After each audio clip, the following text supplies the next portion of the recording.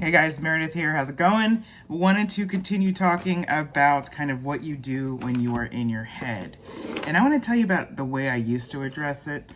Because the way I used to address it way back when, 15 years ago, was I would numb it with food or something else, or just kind of let's just sit in my head and obsess. And I want to help you if you do that. And I want to point you to the one who can help you through that, because those moments pretty much stink.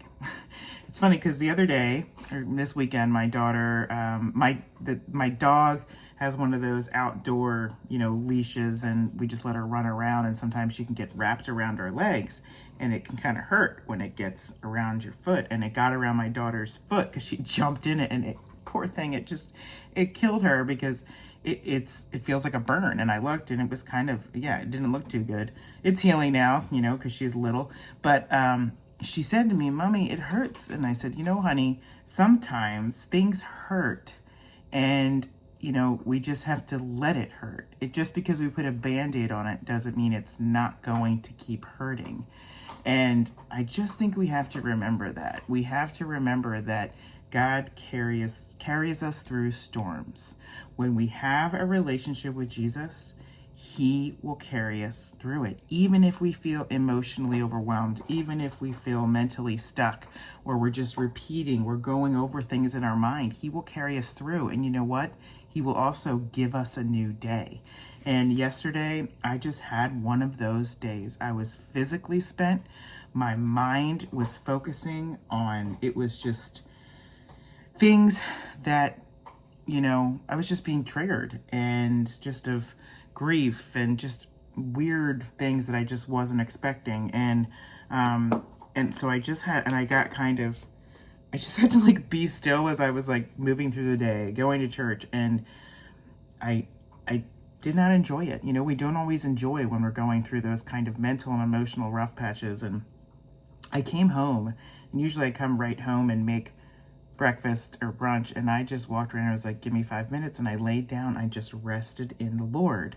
And that is something we absolutely need to do. Sometimes we need to just rest in the Lord and seek Him to renew our minds. Again, I said this the other day: trust in the Lord with all your heart and lean not on your own understanding. In all your ways acknowledge Him, and He will direct your paths. I think when we deal with mental stuff and overthinking, we can easily try to understand what we're thinking, and we're just staying stuck in it.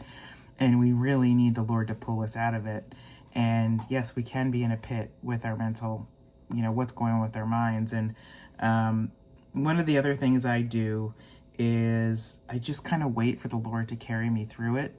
And it's okay to feel like you're in a funk, because for me, now that I know Jesus, I can have peace in the Lord. Where before, if I felt this way, I could be thrown into panic. I could be just not okay. And this verse came to me, Isaiah 26, verse 3, New Living Translation. You will keep in perfect peace all who trust in you, all whose thoughts are fixed on you.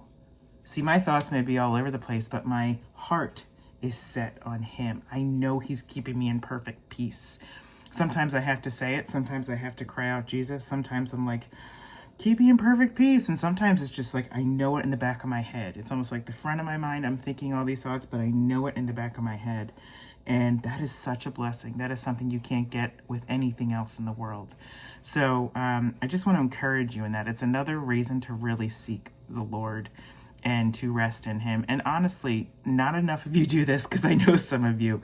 You need to get in your journal and write down, if you're going through this and you realize, well, this happened, instead of saying, this is happening to me, write it down, bring it to the Lord, write down. I had to write down, there were 5 or 6 things that were just kind of throwing me off. And I had to write them down and write how I felt about them, and get in the Word and seek the Lord to restore my mind and renew my mind. We have to get them out of our hearts, because if we keep them stuck and we ruminate, they don't leave. And the enemy loves that when you hold on to it like that. So I just want to encourage you.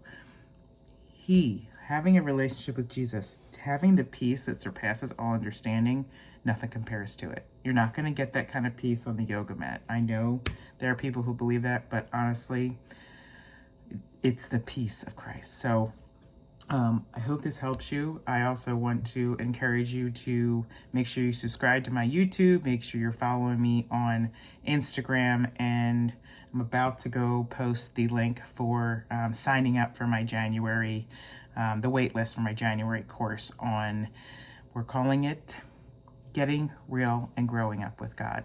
So I hope you'll join me. All right, have a great Monday, and I will see you tomorrow.